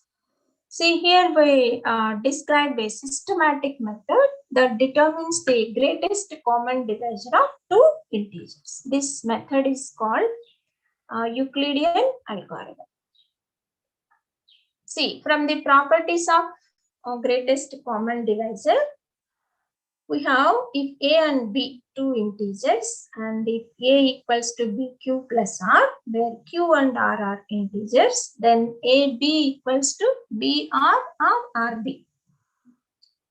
We have BQ plus RB, greatest common divisor of this number is equals to BR. That we already given these two under the properties. Now, what is the statement of Euclidean algorithm means? The greatest common divisor of two integers is the last non-zero remainder of the successive division, right? The greatest common divisor of two integers is the last non-zero remainder of the successive division, right? So that that is the statement. What you need to prove after the successive division of two integers, the last non-zero remainder we will get and the successive division. That is the statement. Okay, that gives the greatest common divisor. That means here we are taking A to prove this. We are taking A equals to R0 and B equals to R1. Be two positive integers where A greater than B, R0 greater than R1. And by applying the division algorithm successively to obtain Rj equals to Rj plus 1, Qj plus 1 plus Rj plus 2, where Rj plus 2 satisfies this condition. And Rn plus 1 equals to 0, then greatest common divisor of AB is equals to Rn. This is nothing but non-zero remainder of the successive division, right? Now, Now we are applying the division algorithm for the integers a and b, where a equals to r0 and b equals to r. So r0 equals to r1 q1 plus r2. Next, now r1 equals to r2 q2 plus r3. Here we are applying division algorithm successively. So rn minus 3, rn minus 2, next rn minus 1, which gives us rn qn. Okay. Plus remainder is 0. Note that, sorry. Yes, remainder is 0. We will have a remainder of 0 since all the reminders are integers, and even a remainder in the next step is less than the previous steps. Less than the previous steps.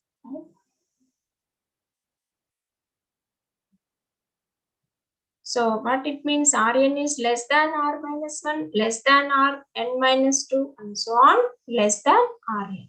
Right there. So that equals to 0 remainder. Now AB equals to AB equals to BR2. What it means? GCD of AB is BR2. From the property of first property, AB equals to BR2. Then GCD of this is equals to GCD of R2, R3. And so on. Rn 0. Rn 0. That equals to Rn.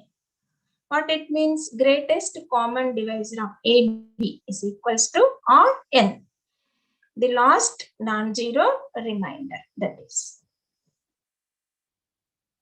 Okay, so now we are applying the same theorem to the problem. When coming to the problem, it will be clear. You will get the clear proof.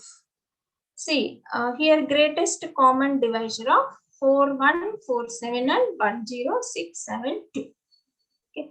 So you need to divide this number with this number. After division of this number with this, you will get the remainder this one. Again, you need to divide this number. You will get this remainder and so on. Last 58 is equals to 29 into 2 plus 0. So what is the greatest common divisor now? Is 29. Greatest common divisor of these two numbers is 29. Now we will define Fibonacci numbers. Already we know what is the pattern of Fibonacci numbers. We have seen today also in Pascal's triangle.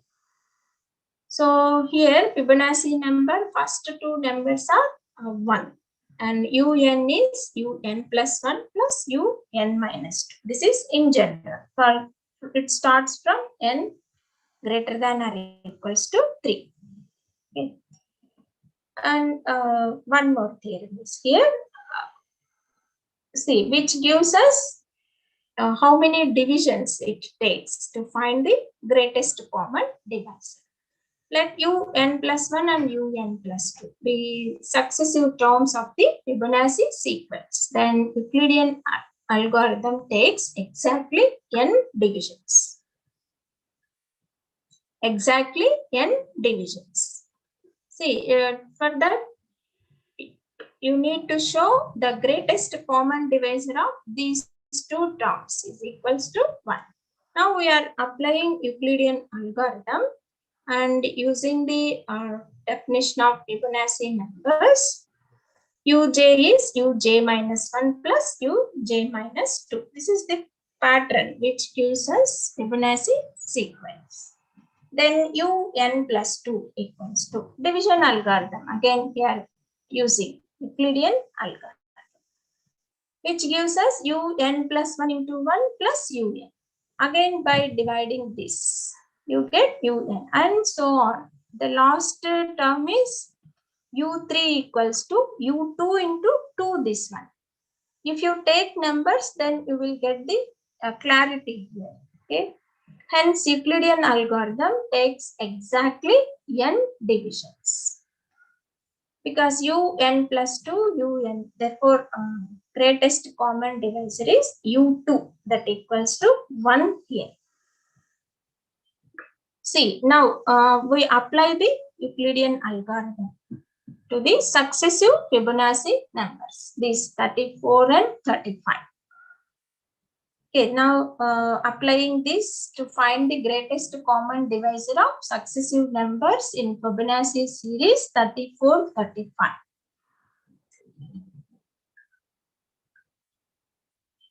We are applying the Fibonacci numbers, not 35, that is 55.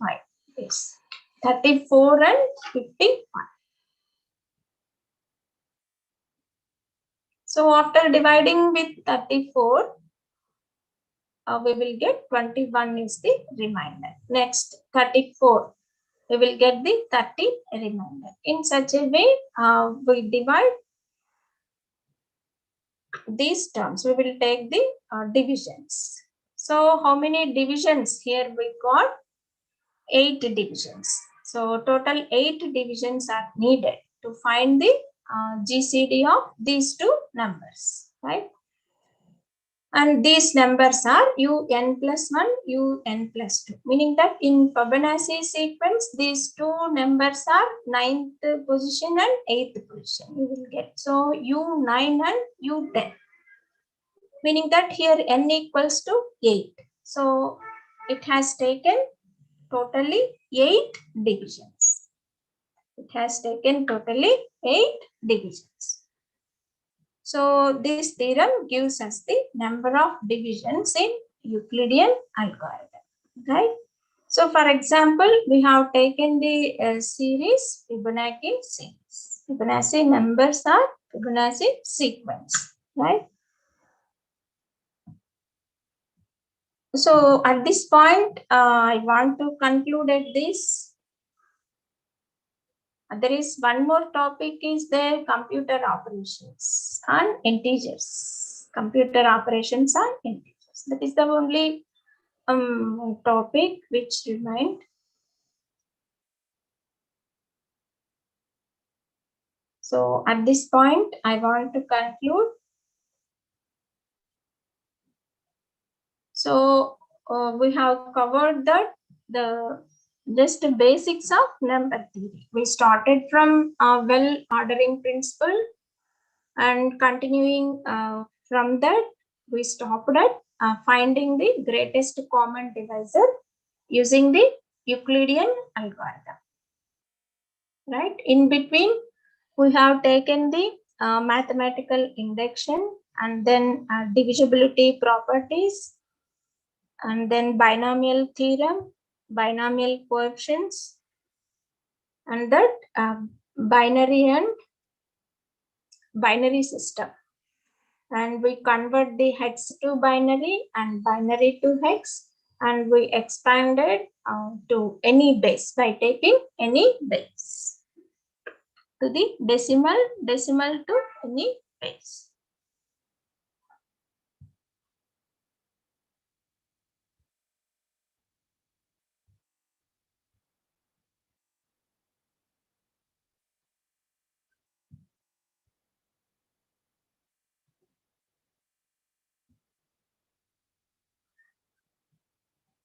So now I want to stop at this point.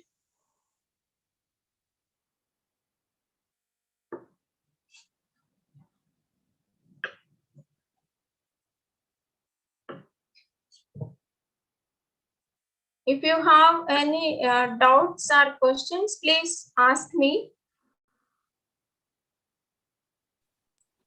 Some of the participants are asking some questions, madam. Yes. Let me know that questions.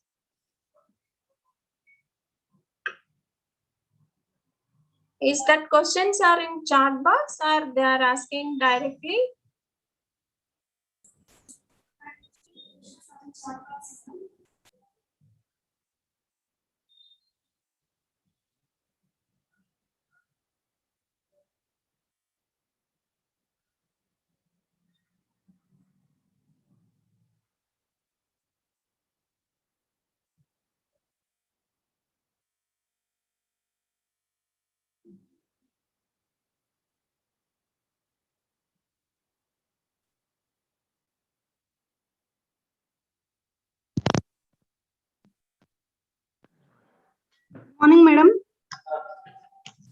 Yes, good morning.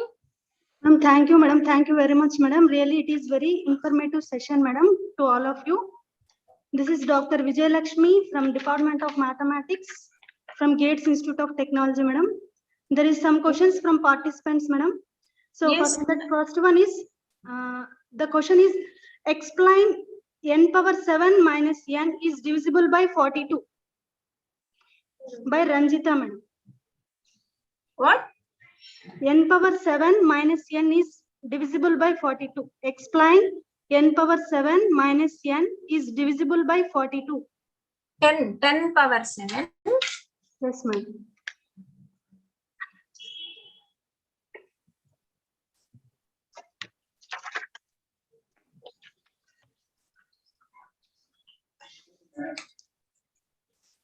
And next question, madam. Yes, yes. Right. Tell me. In calculating binomial coefficient, where you calculate 6C5, we have to count rows of Pascal triangle numbering from 0 or 1. In calculating binomial coefficient, Calculating binomial coefficient. 6C5, we have to count rows of Pascal triangle numbering from 0 or 1. 0th row, that one. First one in Pascal triangle, it is 0th one. First one is. Yes. See, one more you asked that I didn't get that one. 10 power n. N power 7 minus n, ma'am, is divisible by 42. 10 power 7 minus n is divisible by 42. is divisible by 42.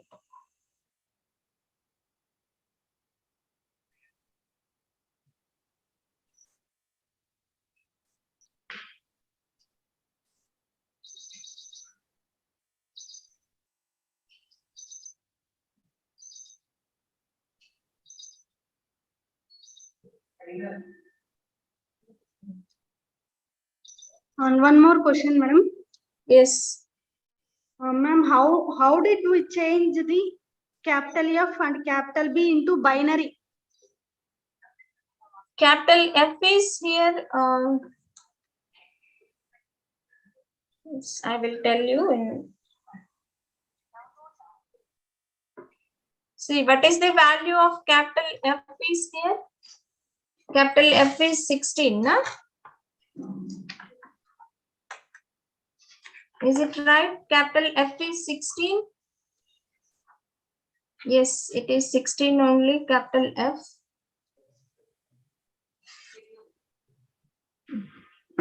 Capital F is 16 and one more. One more they asked, I think, B, no? B. Yes. Capital B is 11, right? 11. Here we have 4 digits, that is 0, 0, 0. That we have placed like this: 2 power 0, 2 power 1, 2 square, 2 cube, right? 16 we have given in binary like this. All are ones, right? All are ones. 2 power 0 is 1, 2 power 2 is 1, 2 power 1 is 2, 2 power 2 is 4, and 2 power 3 is 8. So here 8 plus 4 is 12, 14, and 2 power 0 is 1, 15. And here you need to take, it is 1's complement, right? That I need to explain actually. In the binary system, I need to explain this one that I missed. F is not 16, this is 15 only, no, not 16, up to 15. F is 15 only, right? And B is 11, 15. Yes, it is 8 plus 4, 12, 12 plus 3, 15.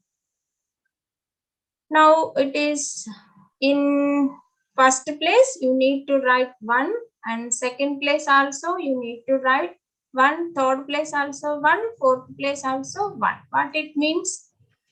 8 plus 4 plus 2 plus 1, which gives us 50. In the same way, B is 11. That can be written in the form of 1, 0, 1, 1.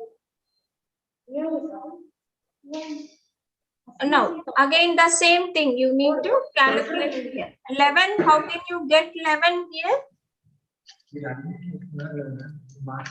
See, 2 power 0 is 1. 1 plus 2 is 3. 3 plus 8 is 11. In such a way, put at this place 1. Put at this place 1. This place we didn't use 0. This place we used 1.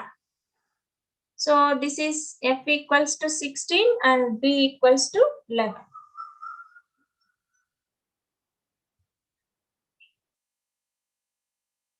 So on one more question, that is n power 7 minus 7 is divisible by 42. That I will share you later. And is there any other questions? Yes, ma'am. So one more question from Ranjita, madam. How many zeros are at the end of 1000 factorial?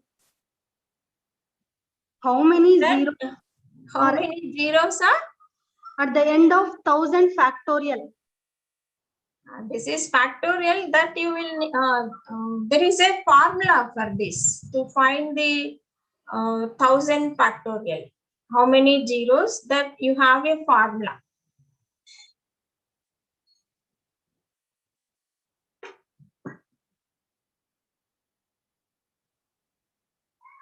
And any other question? 1000. As Goldbach's conjecture and Riemann hypothesis talk about primality test, is it feasible to put forth here that they are somehow connected? Means providing one will make path clean to other. See, here we have considered only Goldbach conjecture, not the Riemann, right? So we stopped at the Goldbach conjecture only.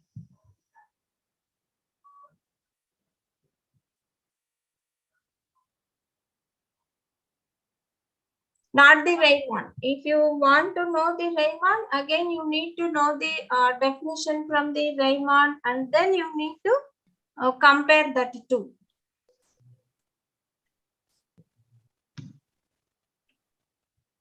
All right. Ask me any other. Thank you, madam. Thank you. Last question, madam.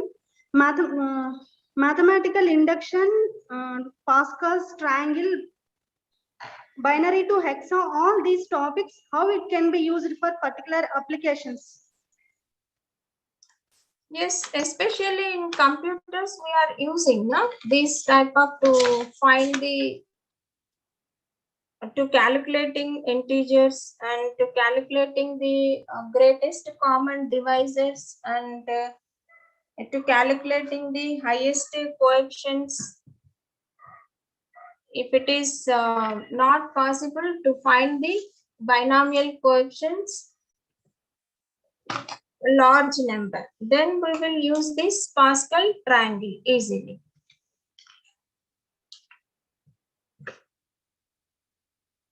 I think these applications yesterday, these are all covered yesterday. What are the applications of this Euclidean theorem and division algorithm? All these are covered yesterday, no? But here we used that Pascal triangle to find the binomial coefficients and to learn some properties of integers. And we can state the some properties about the integers. Okay, thank you, madam. Now all the participant questions is over, madam. Thank you for a wonderful session, madam. Now it goes to vote of thanks by Asmi.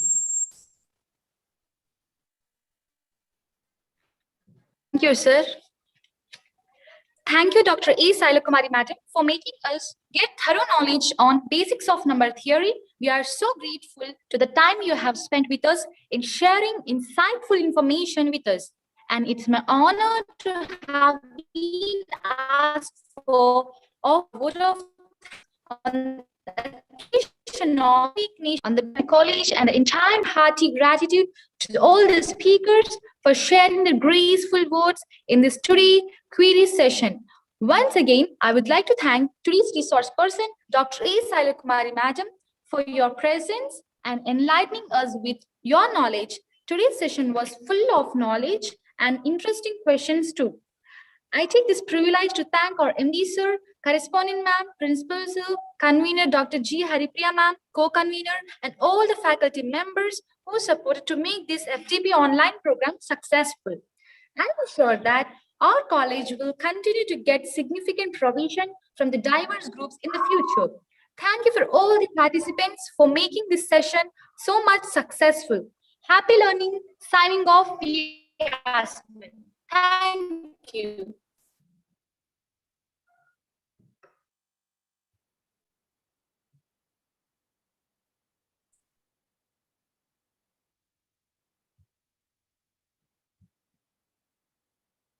Thank you very much. Thank you for giving me this opportunity to all the organizers. Thank you, madam. Thank you.